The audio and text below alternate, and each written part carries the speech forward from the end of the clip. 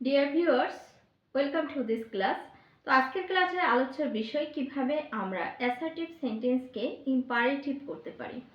তো এটা শুনে আবার অনেকের মনে হবে অ্যাসার্টিভ টু ইম্পারেটিভ খুবই ইজি, যদিও বা ইজি কোনো কোনো ক্ষেত্রে হচ্ছে খুব বেশি কনফিউশন ক্রিয়েট করে। যেমন হচ্ছে অ্যাসার্টিভ থেকে ইম্পারেটিভ বাক্য করতে হলে আমাদেরকে আগে অ্যাসার্টিভ বাক্যগুলো সম্পর্কে জানতে হবে, দেন হচ্ছে ইম্পারেটিভ বাক্যের স্ট্রাকচার, একই সাথে হচ্ছে সিমটমগুলো জানতে হবে। তো আমরা যদি ফার্স্ট ওয়ান হচ্ছে অ্যাসার্টিভ সেন্টেন্সের স্ট্রাকচারটা কি থাকে, সাবজেক্ট প্লাস ভার্ব থাকে এবং লাস্ট হচ্ছে ফুল স্টপ থাকে এবং বাক্যটা অবশ্যই বর্ণনা বোঝায়। এক্ষেত্রে আমরা জানি অ্যাসার্টিভ সেন্টেন্স। এই ধরনের বাক্যকে যদি আমরা ইম্পারেটিভ করতে চাই, তো ইম্পারেটিভ করতে আমরা কিভাবে করতে পারি এবং সহজে কিভাবে করতে পারি, এই জন্য আমাদেরকে দুইটা পদ্ধতি অবলম্বন করতে হবে। একটা হচ্ছে যে আমাদেরকে দেখতে হবে যে সাবজেক্টটা কোন ফর্মে আছে। সাবজেক্টটা যদি সেকেন্ড পারসন অর্থাৎ ইউ হয়, সাবজেক্টটা যদি সেকেন্ড পারসন অর্থাৎ ইউ হয়, তাহলে প্রিন্সিপাল ভার্ব থেকে বাকি অংশ লিখলেই ইম্পারেটিভ হয়েছে। তো কেমন হতে পারে, you should behave yourself. তো এক্ষেত্রে আমি যদি ইম্পারেটিভ করি তাহলে আমাকে কি বলতে হবে, বিহেভ ইউর সেলফ। এখানে কিন্তু আমি ইউ এবং শুড দুইটাই লিখিনি। কেন লিখিনি?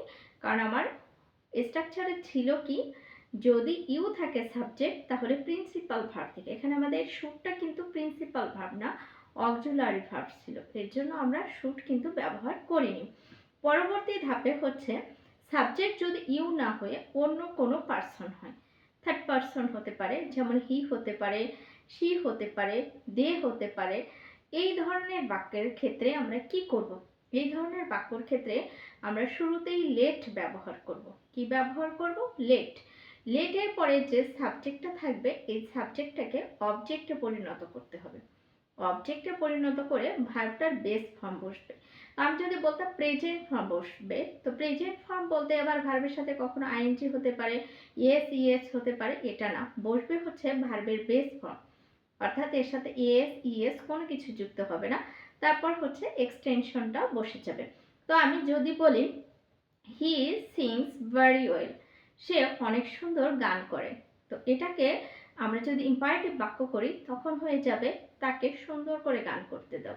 তো সেক্ষেত্রে আমরা কি বলবো, শুরুতে আমরা আনবো হচ্ছে লেট। শি ছিল, শি এর আমরা অবজেক্ট ফর্ম করলাম, তাহলে কি হবে, লেট হার, লেট হার sing well, let her sing well, তাকে সুন্দর করে গান গেতে দাও, গান গাইতে দাও।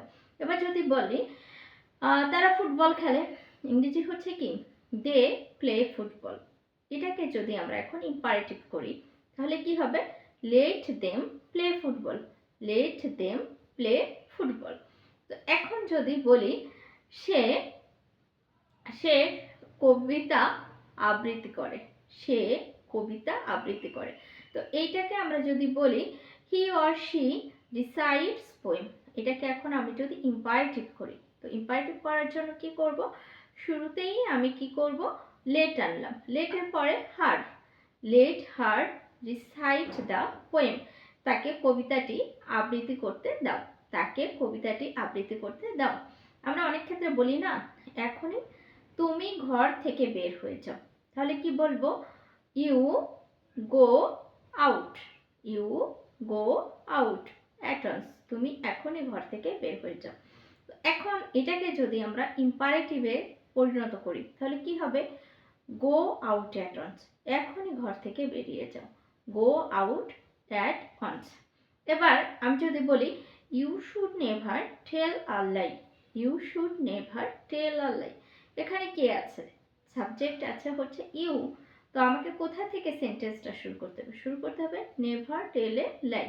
এখন যদি বলি ইউ শুড নট টেল এ লাই, এখন কি করব, এক্ষেত্রে আমরা শুরুতেই কিন্তু শুড নট ব্যবহার করব না, বলবো do not tell a lie, do not tell a lie, অর্থাৎ নেগেটিভ যখন আসবে, নেগেটিভ আসলে সেখানে আমরা ডু নট ব্যবহার করে ইম্পারেটিভ বাক্যটাকে পরিণত করে ফেলব।